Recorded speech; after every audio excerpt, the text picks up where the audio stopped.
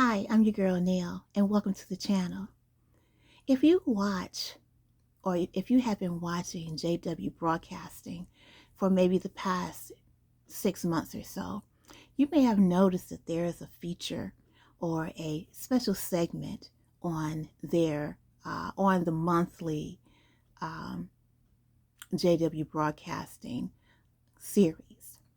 And that regular feature is about marriages, how to get along in a marriage, how to make a marriage work, how to be loving in a marriage. Just a whole advice series on marriage. And I asked myself, not necessarily asked, but I kind of did ask myself, why are Jehovah's Witnesses or the governing body right now so interested in Jehovah's Witnesses marriages? Let's talk about it. As I said, Jehovah's Witnesses have now featured a series on marriage. And it's kind of like an advice type of thing, but they present scenarios of situations that may happen in a marriage, such as there may be some type of disagreement or anger or lack of a couple paying attention to one another, different hardships and problems that marriages have. And I asked myself, why are Jehovah's Witnesses, why is the governing body focusing so much on that right now? Why have they presented it as a series on the channel? And what I have come up with is something that I've been thinking about and something that I've already considered for a very long time, even as an active Jehovah's Witness. And this comes from just observation alone. And the fact of the matter is, Jehovah's Witness marriages are crumbling. Jehovah's Witnesses are getting married and they are divorcing at an alarming rate. And if they're not divorcing, they're separating. Even when I was coming up as a Jehovah's Witness, because I was born into the religion, I noticed that a lot of people would get married and then they would separate. One person would sit on one side of the Kingdom Hall and the other would sit on the other side of the Kingdom Hall. Or they would just switch congregations altogether. And they could be separated from each other. A couple could be separated from each other for years and never get a divorce. Then there are those who just go ahead and divorce. Just, even though divorcing in the Jehovah's Witness religion is a no-no, Jehovah's Witnesses would find some kind of way to divorce their mate. But the question always remains to me is, why do Jehovah's Witnesses get married? And why is there so much divorce? And the reason why is because Jehovah's Witnesses get married for a reason. They don't get married because they're necessarily in love. They get married because it's the next thing to do as a Jehovah's Witness. If you're born into the religion, this is the way it's set up. You finish high school, you come out of high school, you become a regular pioneer, and you begin to look for a mate. And you get married. Hopefully that person you marry is spiritual. And then you begin to move up in the congregation. Now, if you decide to have a family, that's where it ends. If you decide not to have children, then you can go on and become missionaries. You can go to Bethel. You can go serve where the need is great as a couple. But here's the thing. Are you happy? Do you really love this person? In the Jehovah's Witness religion, it is common for Jehovah's Witnesses to marry when they're young because they want to have sex. Okay?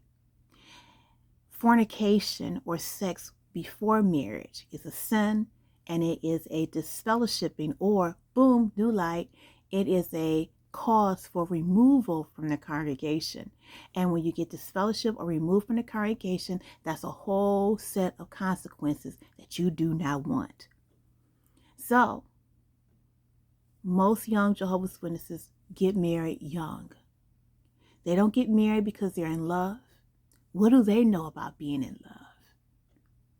They get married because they want to have sex, and it's the next progressive thing to do as an adult Jehovah's Witness. But they don't know what love is. And many times, Jehovah's Witness kids do not see a functional or a normal marriage in their lifetime. They don't. Most Jehovah's Witnesses couples, excuse me, who are married are unhappy. Let's just be honest. They are definitely unhappy. And why are they unhappy? Because Jehovah's Witnesses put such a strain on an individual.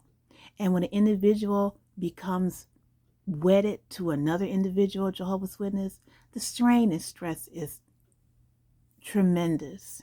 There's so many things that you have to do as a Jehovah's Witness. And as a couple, when you bring two people together, it doesn't get easier. It becomes more complicated. So Jehovah's Witnesses are in a bubble together. They're facing obstacles together, hard times, financial stress and worries.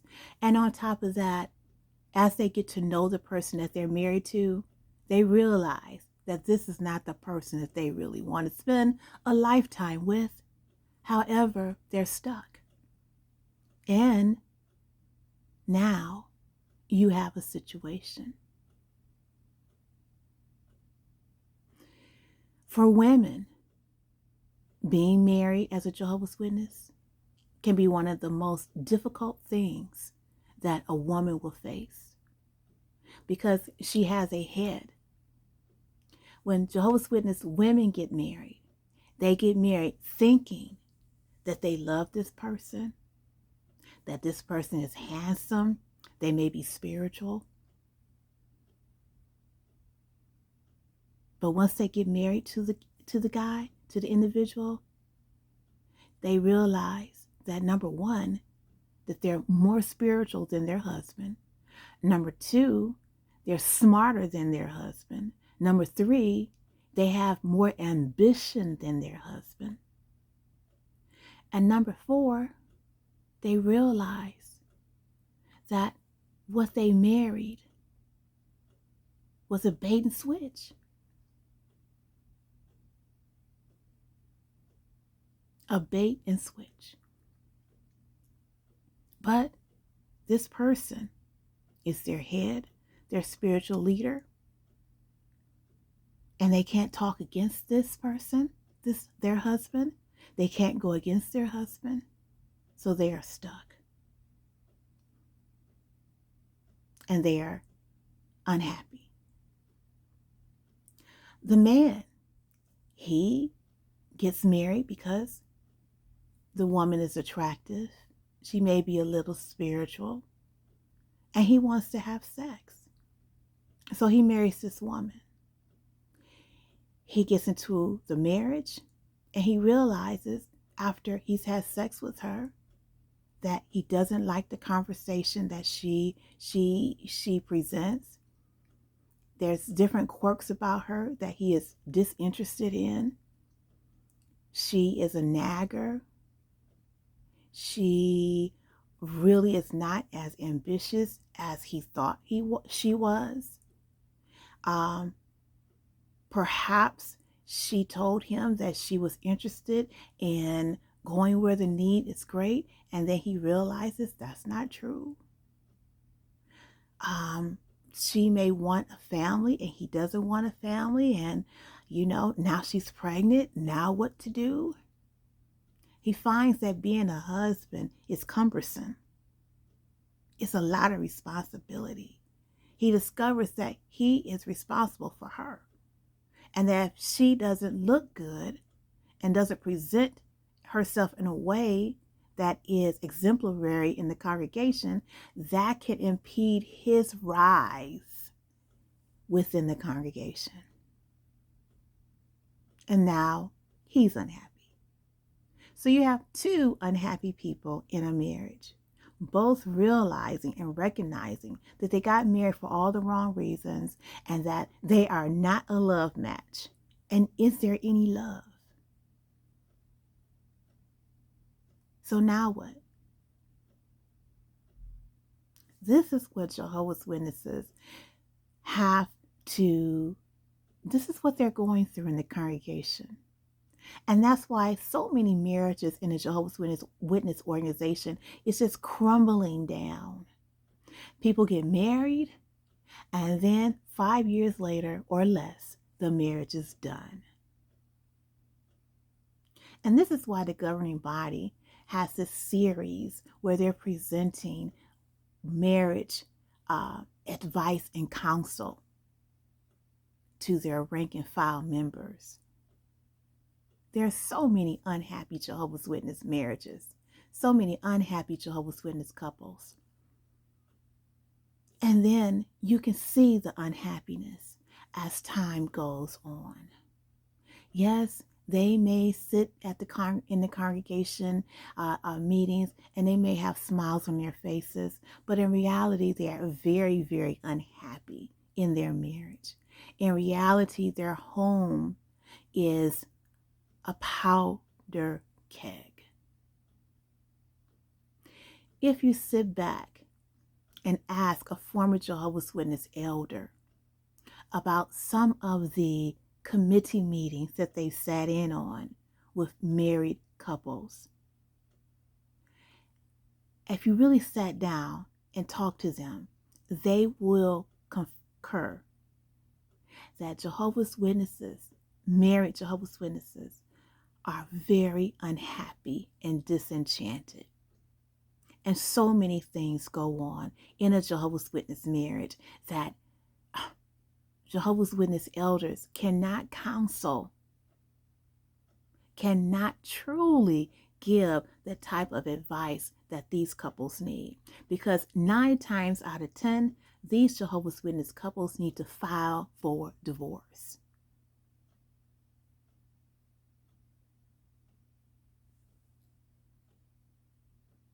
But because of the doctrine of Jehovah's Witnesses, they can't do that. They have to stay.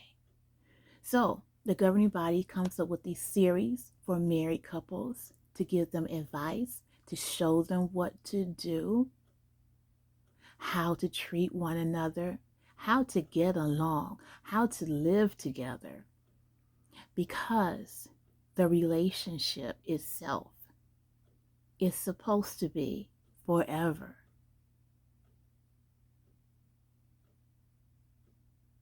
Forever. But in the meantime, while the governing body is showing Jehovah's Witness couples how to get along, what they're not showing them or emphasizing to Jehovah's Witnesses in general is that it's really important that a relationship begins with love.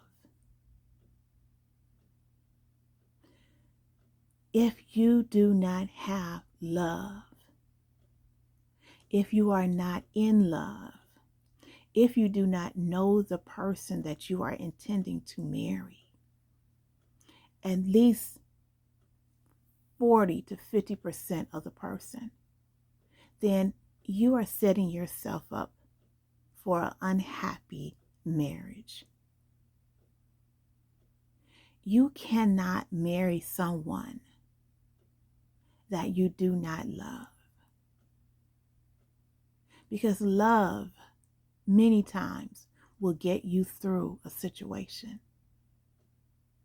Having love, building respect, trust, faith, confidence, all of those things is what leads to a successful marriage.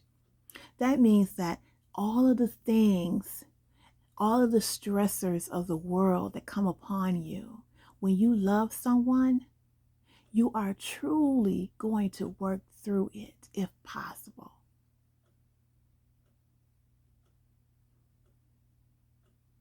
And you are going to work to make the marriage successful. And the key thing is, each individual in a marriage has to understand that happiness is not born on the back of the other person. Happiness comes from within. But Jehovah's Witnesses believe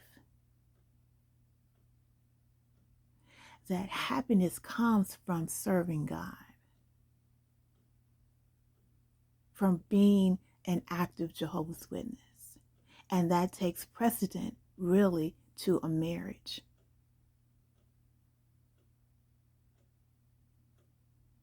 But since Jehovah's Witnesses, the organization and the religion, is based upon the foundational aspects of family, of community, they are recognizing the fact that marriage, there are so many unhappy marriages in the congregation.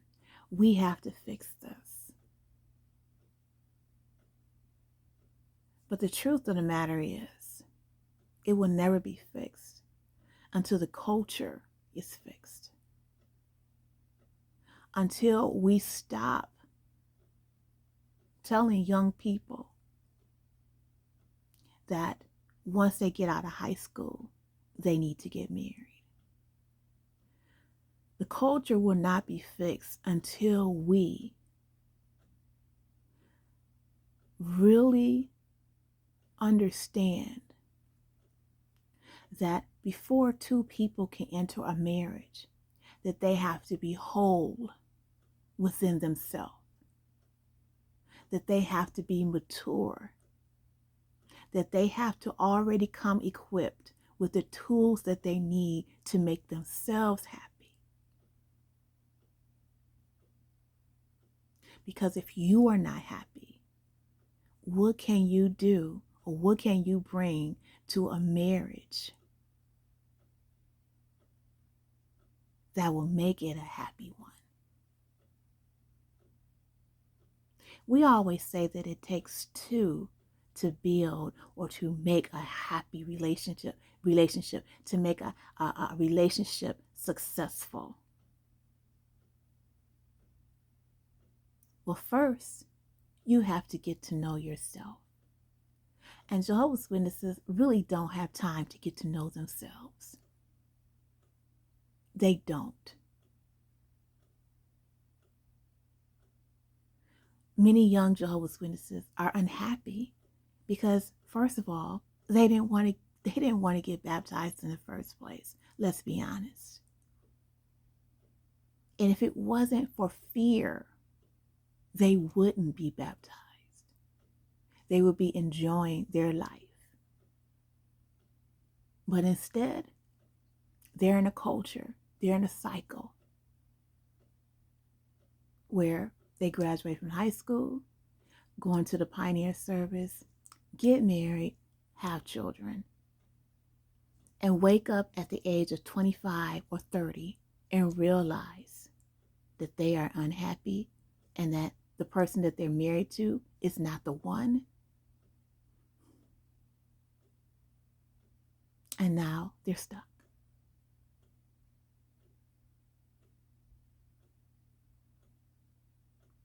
And they will continue to go on in this manner until they are 60, 70 years of age with the same person in the congregation, pretending to be happy, when the reality is they no longer sleep in the same bedroom. And if they do, they're always on their side of the bed. They're basically living separate lives while living in the same household. And even though they've been married for years and are viewed as a successful married older couple in the congregation, someone to be looked up to, the reality is that they really hate each other.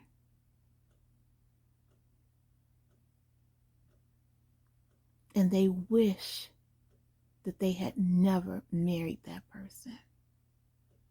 And they fantasize about what a life could be without that person.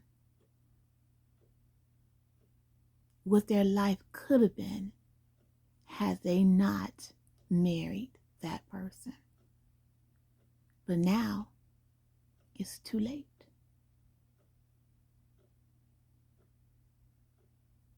Really too late. Tell me what you think in the comment section. If you have not already subscribed to the channel, please go ahead and subscribe. I'm your girl Nell. Give me a thumbs up, and I'll see you later.